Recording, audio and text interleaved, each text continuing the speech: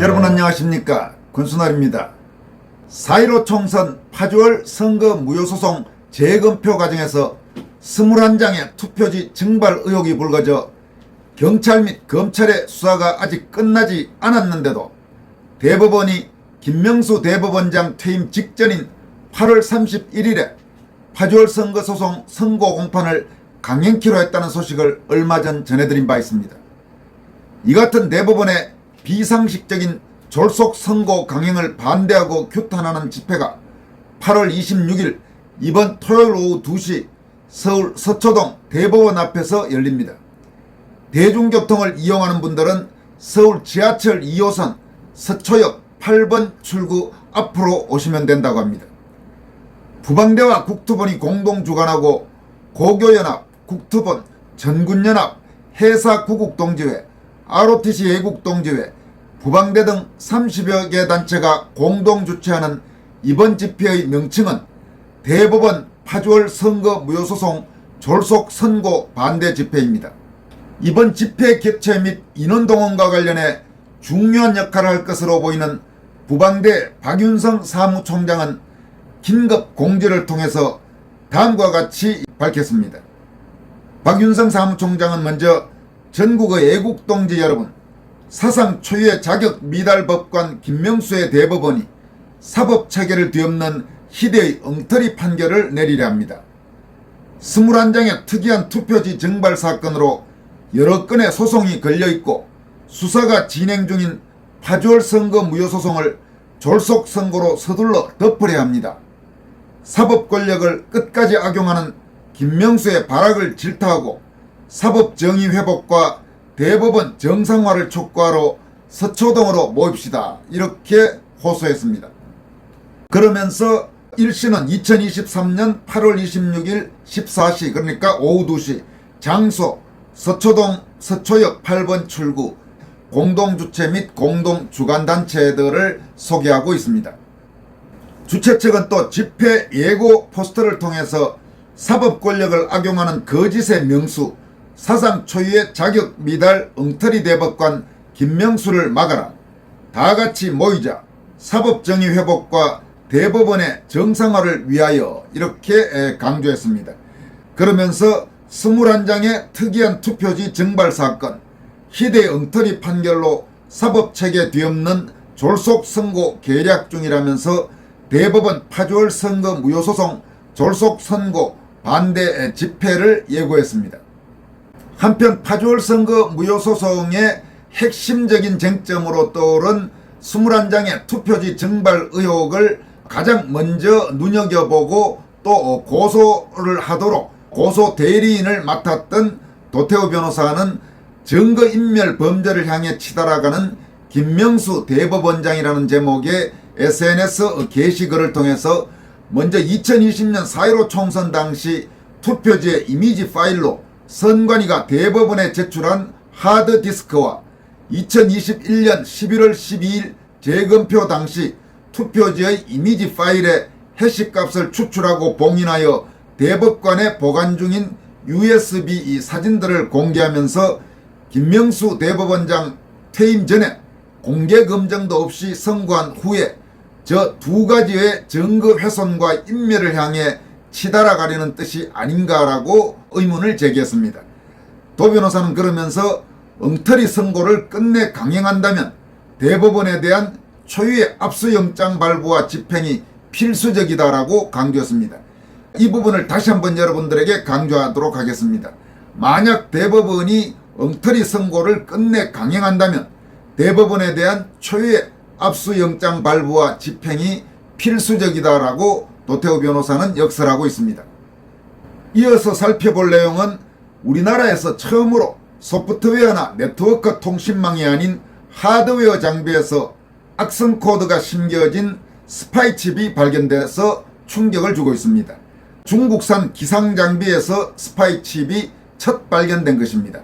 이 같은 사실이 알려지자 과연 중국산 기상장비에만 이런 일이 있겠느냐, 이런 의문들이 또 이런 의혹들이 제기되고 있습니다.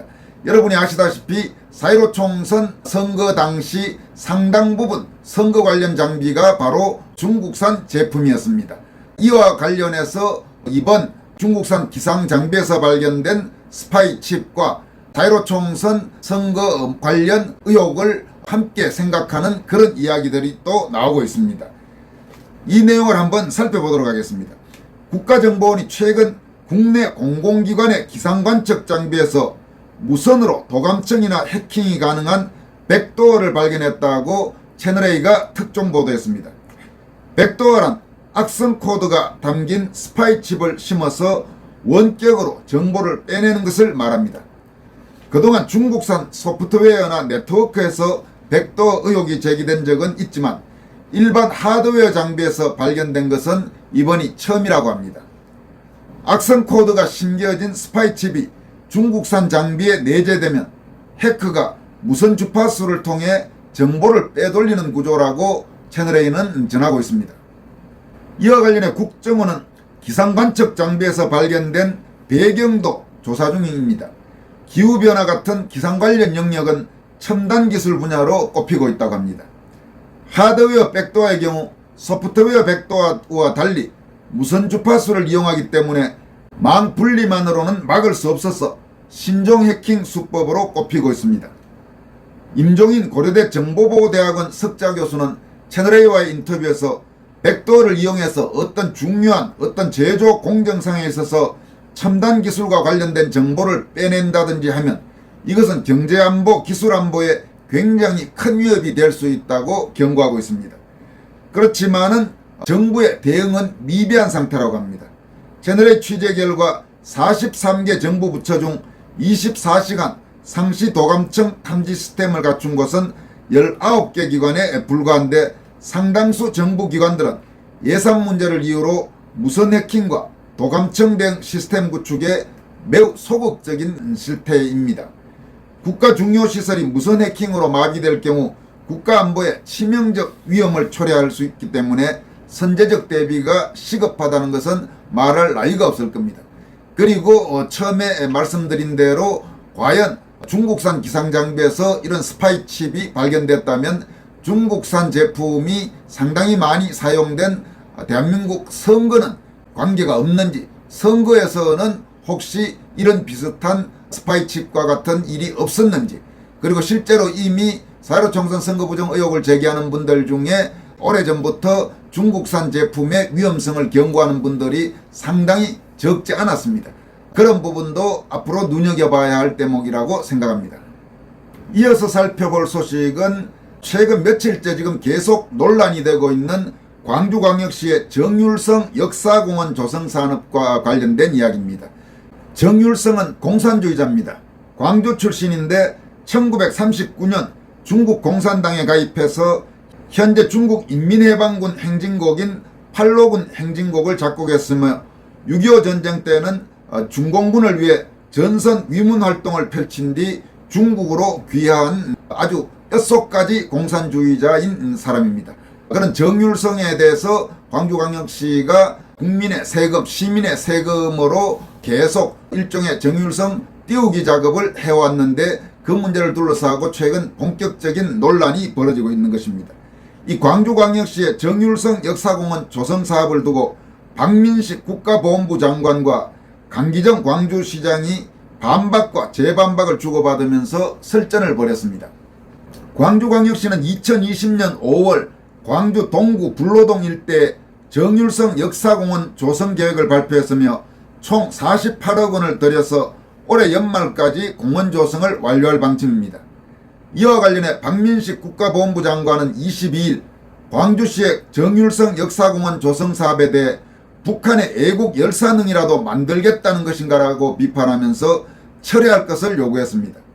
박민식 장관은 이날 SNS에 올린 글을 통해서 정율성이 1939년 중국 공산당에 가입하고 팔로군 행진곡을 작곡한 장본인이라면서 그는 대한민국을 위해 일제와 싸운 것이 아니다라고 지적했습니다. 또 해방 후 북한으로 귀국해 조선인민군 구락부장을 지냈으며 인민군 협주단을 창단해 단장이 됐다면서 그가 작곡한 조선인민군 행진가는 한국전쟁 내내 북한군의 사기를 북돋았다고 비판했습니다. 박 장관은 이어서 6.25 전쟁이 발발하자 정율성은 전쟁 위문공연단을 조직해 중공군을 위로한 사람이라면서 중국으로 귀화해 중국 공산당을 위한 작품을 쓰며 중국인으로 생애를 마쳤다고 덧붙였습니다. 그러면서 1948년 2월 정율성이 북한의 인민경제개혁을 성실히 수행했다는 이유로 김일성에게서 받은 상장 사진도 함께 게재했습니다.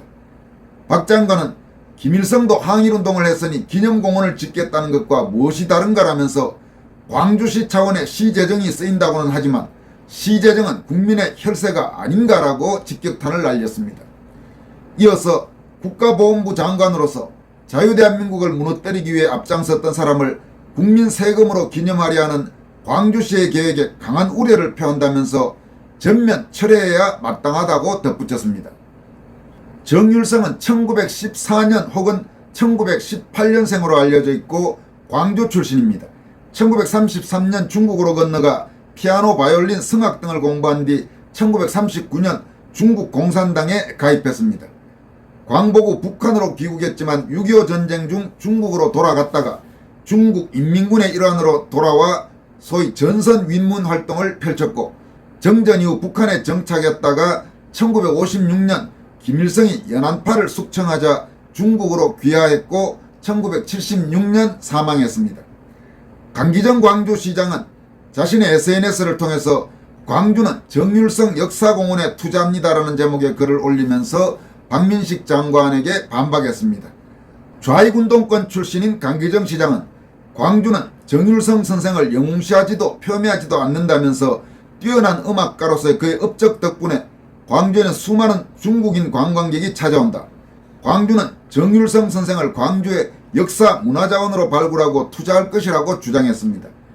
강 시장은 또 항일 독립운동가의 집안에서 태어나 조국의 독립운동을 위해 중국으로 건너가 항일운동가 겸 음악가로 활동하다가 중국인으로 생을 마감한 그의 삶은 시대의 아픔이라고 주장했습니다.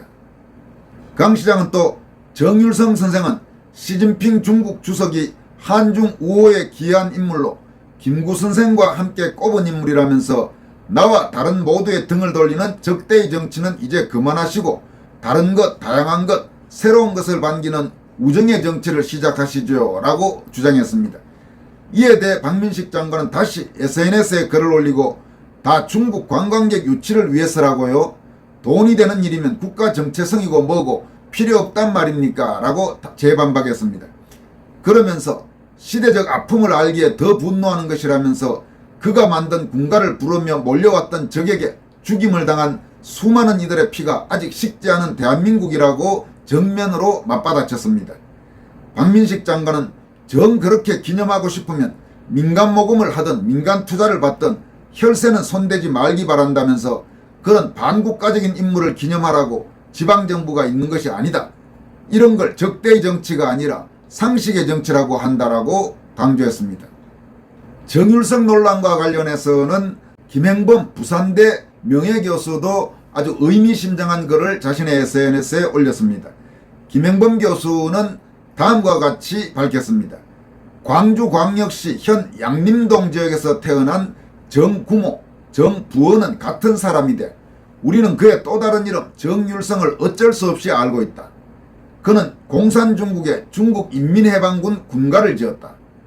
8.15 해방 후 북한으로 귀국해 김일성 밑에서 조선인민군 구락부 부장, 조선인민군 협주단 단장, 조선음악대학 작곡부 부장이었다. 중국으로 돌아갔다 6.25 전쟁 때는 중공군으로 한국에 직접 참전해 한미연합군과 싸운 공산군이다. 그가 지은 조선인민군 행진곡, 조선해방행진곡, 중국인민해방군 군가는 낭만의 트로트가 아니라 중공군과 북한 공산군이 6.25 때 바로 이 나라의 군인이던 당신 아비들을 죽이는 데 쓴 가락이다. 이 부분 다시 한번 강조합니다. 그가 지은, 즉 정율성이 지은 조선인민군 행진곡, 조선해방행진곡, 중국인민해방군 군가는 낭만의 트로트가 아니라 중공군과 북한 공산군이 6.25 때 바로 이 나라의 군인이던 당신 아비들을 죽이는 데 쓴 가락이다. 아주 통렬한 지적입니다.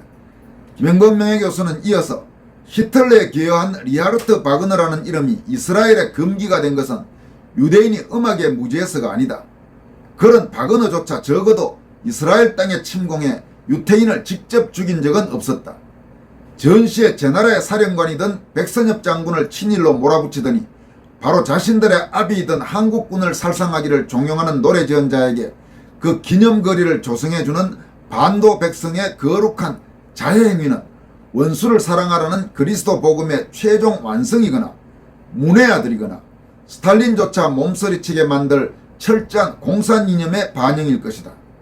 어설픈 통일 우는 문구 따위로는 도저히 해명될 수 없는 일이다. 악성이라는 베토벤도 얻지 못한 명예를 가락의 완성자 율성이 받고 있다. 참으로 예수를 사랑하는 예향의 마음, 낭만으로 자애를 행하고 로망으로 자멸할 백성, 이 로망에는 한자에 노망이라는 한자를 같이 병기했습니다. 이렇게 김영범 부산대 명예교수는 정율성 논란과 관련해 통렬한 일침을 가했습니다. 여기까지 하겠습니다. 고맙습니다.